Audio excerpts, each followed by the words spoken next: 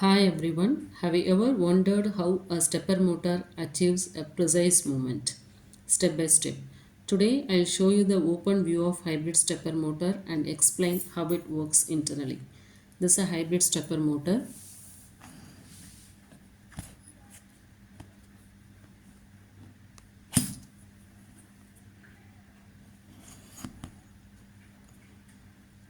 This motor is called as a hybrid stepper motor because it combines a feature of both permanent magnet and variable reluctance stepper motor. It gives a high torque, better accuracy and fine step angle like 1.8 per step. This is a stator.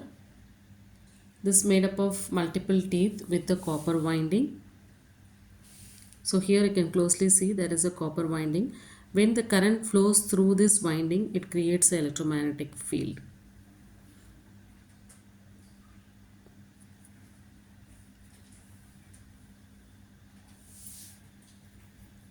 And this is a rotor. The rotor is the heart of the motor.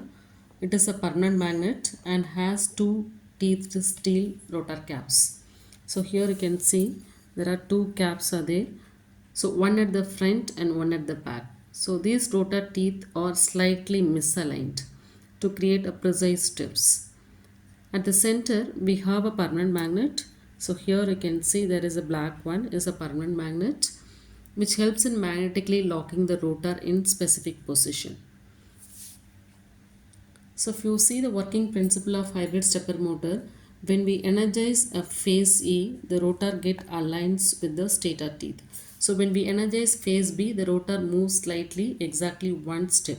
So each step it is typically 1.8 degree. So giving 200 steps per revolution to complete 180 degree. So this regular movement makes it perfect for CNC machine, 3D printer and robotics. So it is called as a hybrid stepper motor. It uses a permanent magnet like a PM stepper motor and tooth rotor and the reluctance alignment like a VR stepper motor.